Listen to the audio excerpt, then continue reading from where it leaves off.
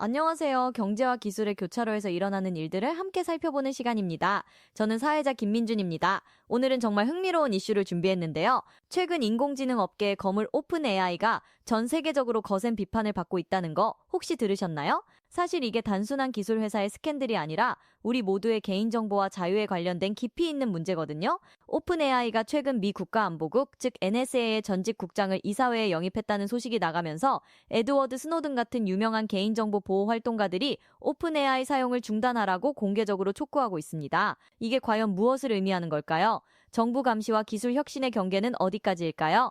오늘 뉴스에서는 이 사태의 본질을 파고들어 보겠습니다. 함께 시작해 볼까요? 네. 그럼 먼저 전문가님께 여쭤보겠습니다. 이 사건이 정확히 언제부터 시작된 건가요? 네, 맞습니다. 지난 2년 6월 오픈 AI가 폴 라카소네라는 인물을 이사회 멤버로 영입했다고 발표하면서 시작됐어요. 이 사람이 누구냐면 전 NSA 국장이자 미 사이버 사령부의 사령관을 역임했던 인물입니다. 즉, 미국의 사이버 보안과 감시 체계를 총괄하던 고위 관료라는 뜻이죠.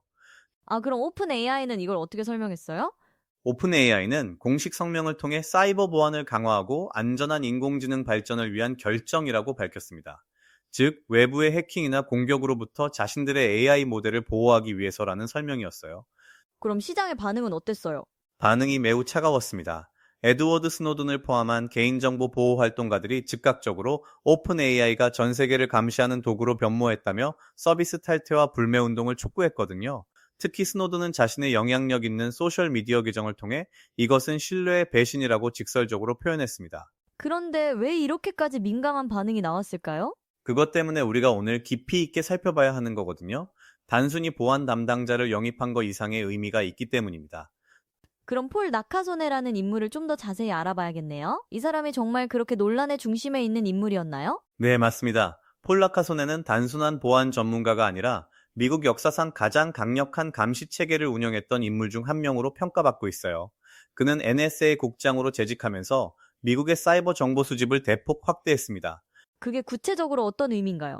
쉽게 말해서 인터넷 통신, 이메일, 소셜 미디어, 그리고 각종 디지털 데이터를 대규모로 수집하고 분석하는 체계를 만들었다는 뜻입니다. 예를 들어 어떤 사람이 특정 키워드를 검색하거나 누군가와 메시지를 주고받으면 그 데이터가 NSA의 감시 네트워크에 포착될 수 있다는 거죠. 그럼 이런 인물이 오픈 AI의 이사회에 들어간다는 게 왜 그렇게 문제가 되는 걸까요? 핵심은 이거예요. 오픈 AI는 지금 세계에서 가장 강력한 인공지능 기술을 가지고 있습니다. 이 AI는 엄청난 양의 데이터를 처리하고 분석할 수 있어요. 만약 이런 기술이 NSA 같은 정부기관의 감시 노하우와 결합한다면 어떻게 될까요? 전례 없는 규모의 실시간 감시 시스템이 만들어질 수 있다는 거죠. 그럼 그건 이론적인 우려일까요? 아니면 이미 일어나고 있는 건가요? 그게 정확히 우리가 팩트와 추정을 구분해야 하는 부분입니다. 폴라카소네가 오픈 AI 이사회에 합류했다는 것은 팩트예요. 하지만 그렇다고 해서 오픈 AI가 실제로 NSA의 사용자 데이터를 제공하고 있다는 구체적인 증거가 있는지는 다른 문제입니다. 그렇군요. 그럼 실제로 오픈 AI의 약관이나 정책의 변화가 있었나요? 네, 여기서 흥미로운 부분이 나옵니다. 약관이 어떻게 바뀌었어요? 2년 초 오픈 AI는 자신들의 사용 정책을 수정했습니다.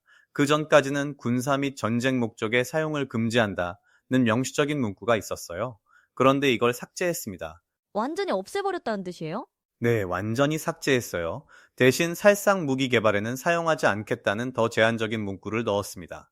이게 무엇을 의미하냐면 이제 오픈 AI의 기술을 군사적 목적으로 사용할 수 있다는 뜻이거든요. 물론 사람을 직접 해치는 무기는 아니지만 행정 업무나 사이버 보안, 정보 분석 같은 비살상 군사 목적으로는 이미 기술 지원이 시작된 상태라는 겁니다. 그럼 이 변경과 폴 라카소네의 영입 사이에 어떤 연결고리가 있다고 보시나요? 매우 밀접한 연결이 있다고 봅니다. 시간 순서를 보면 약관 변경이 먼저 있었고 그 다음에 폴 라카소네가 이사회에 들어왔거든요. 이것은 오픈 AI가 의도적으로 정부와의 협력 기반을 만들고 있다는 신호로 해석할 수 있습니다. 그렇다면 왜 오픈 AI가 이런 결정을 했을까요? 그들이 처음 설립할 때는 모두를 위한 안전한 AI라고 했잖아요. 좋은 질문입니다. 여기서 비즈니스 현실이 들어옵니다. 오픈 AI는 현재 엄청난 재정 압박을 받고 있습니다. 인공지능 모델을 운영하는 데 드는 컴퓨팅 비용이 정말 어마어마하거든요. 매달 수억 달러 규모의 인프라 비용이 들어갑니다. 그 정도면 일반 사용자의 구독료로는 감당이 안 되겠네요? 정확합니다. 챗GPT 플러스 같은 구독 서비스로 월 $20 정도를 받고 있지만 이것만으로는 운영 비용을 충당하기 어렵습니다. 특히 기업 고객들을 위한 API 서비스도 있지만 그것도 한계가 있어요. 그럼 정부 계약이라는 게 그들에게 얼마나 매력적인 건가요? 엄청나게 매력적입니다. 미국 국방부나 정부 기관들은 예산이 무한에 가까워요. 만약 오픈 AI가 정부의 공식 AI 기술 공급자가 된다면 연간 수십억 달러 규모의 계약을 따낼 수 있습니다. 이것은 오픈 AI의 재정 문제를 근본적으로 해결해 줄 수 있는 규모죠. 그러니까 결국 경제적인 필요성 때문에 이런 결정을 했다는 뜻이군요. 네, 맞습니다.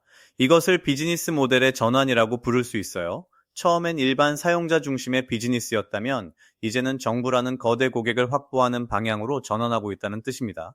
이것을 B2C에서 G2B로의 전환이라고 부르기도 합니다.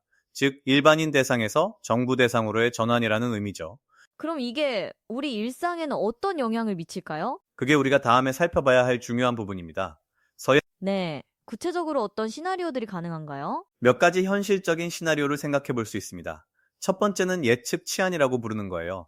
정부가 오픈 AI를 활용해서 소셜 미디어, 이메일, 메신저 같은 데이터를 실시간으로 분석한다고 가정해 봅시다.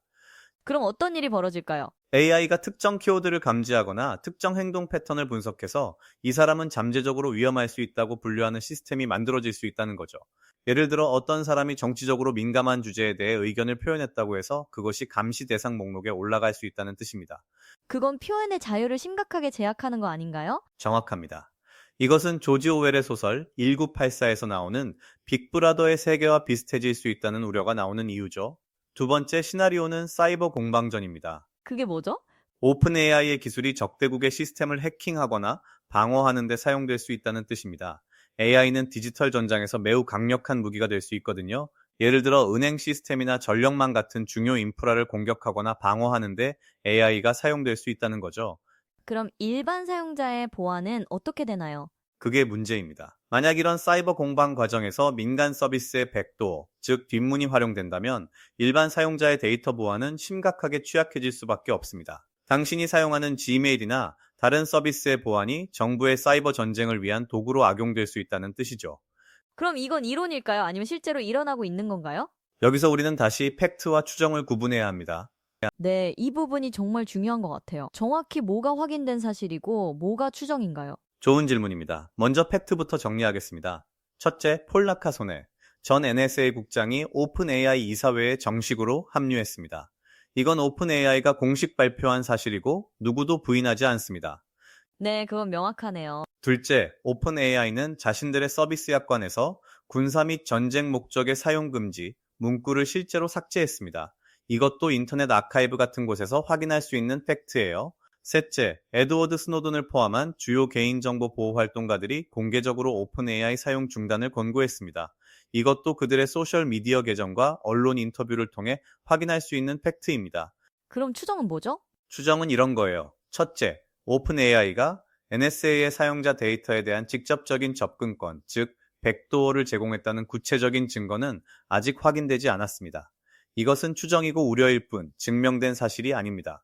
그럼 이사회 영입이 정말 감시 체계를 위한 것이라는 보장은 없다는 뜻이네요? 정확합니다. 두 번째 추정은 이것입니다. 이번 영입이 순수하게 외부 해킹 세력으로부터 오픈 AI의 AI 모델을 보호하기 위한 보안 강화 목적일 가능성도 배제할 수 없다는 거죠.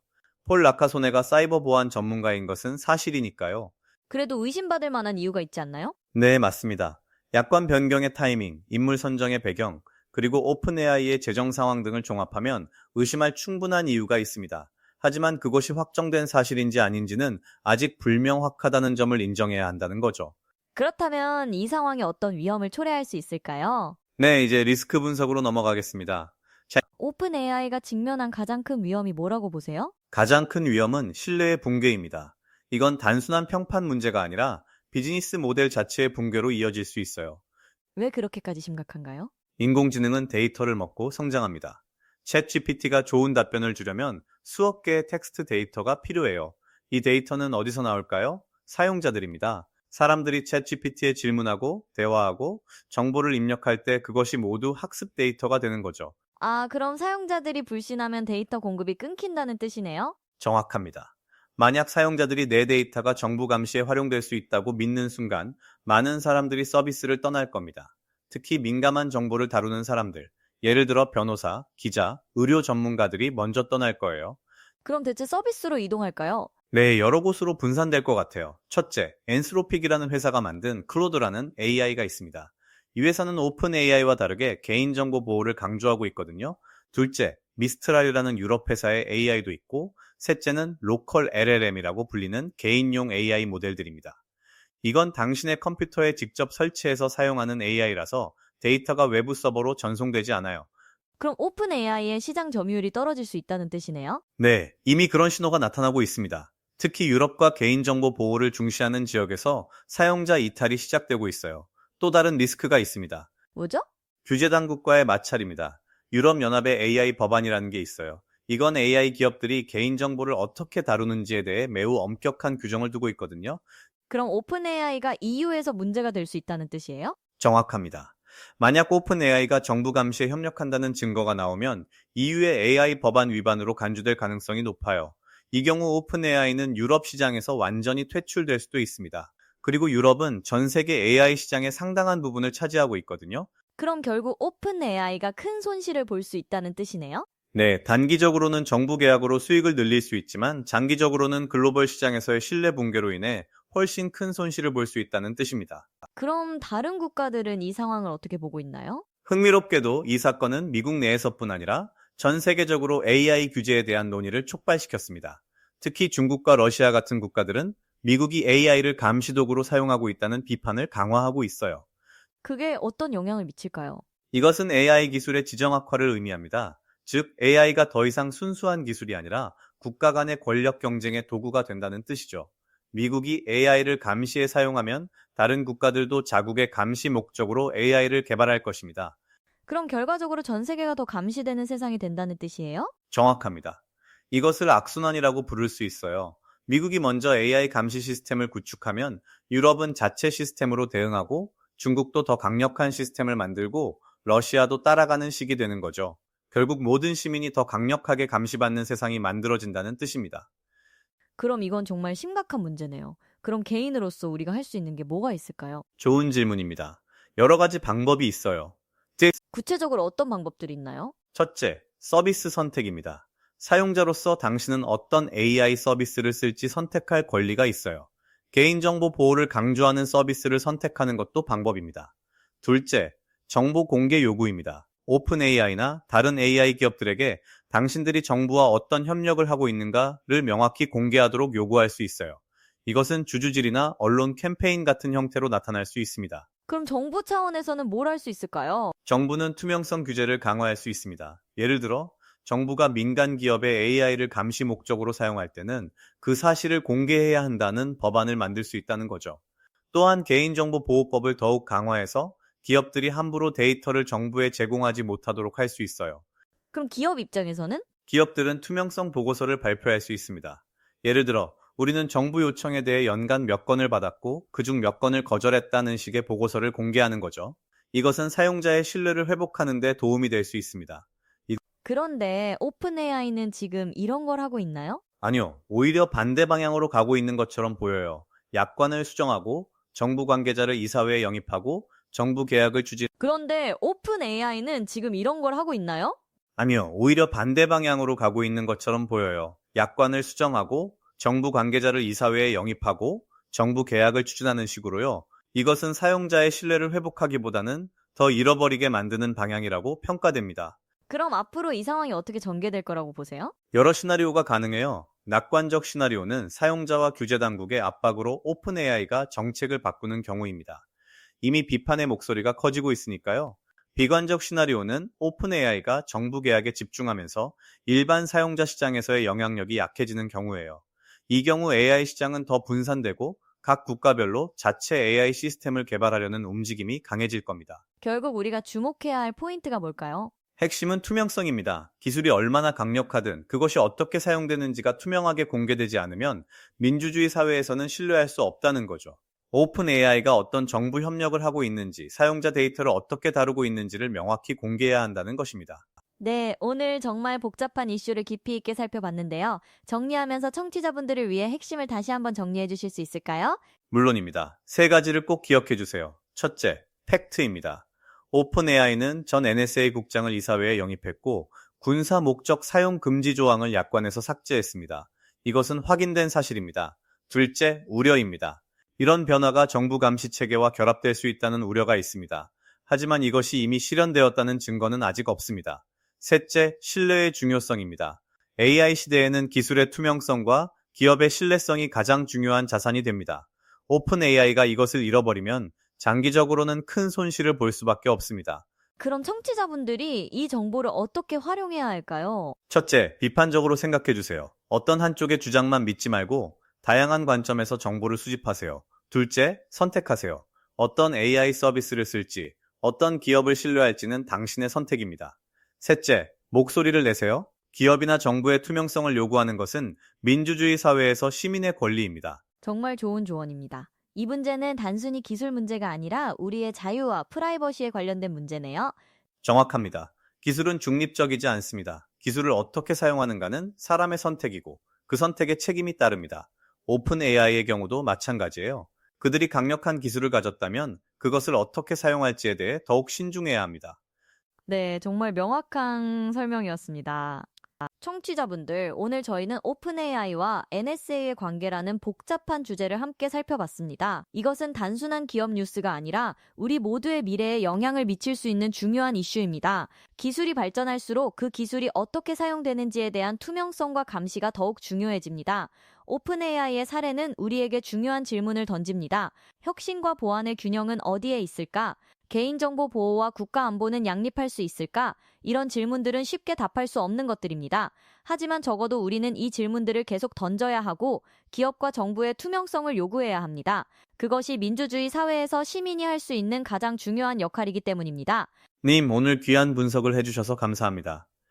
정말 좋은 마무리 말씀입니다. 청취자분들, 오늘 방송이 여러분의 시각을 넓히는 데 도움이 되었기를 바랍니다. 저희 프로그램은 매주 경제와 기술의 교차로에서 일어나는 일들을 함께 분석합니다. 다음 주에는 또 어떤 흥미로운 이슈를 가지고 찾아올지 기대해주세요. 구독과 좋아요 그리고 여러분의 의견을 댓글로 남겨주시면 정말 감사하겠습니다. 우리는 청취자분들의 피드백을 통해 더 나은 방송을 만들어 나갑니다. 오늘도 저희 프로그램을 청취해주셔서 감사합니다. 저는 사회자 김민준이었고 저희는 다음 주에 더 깊이 있는 분석으로 다시 찾아뵙겠습니다. 안녕히 계세요.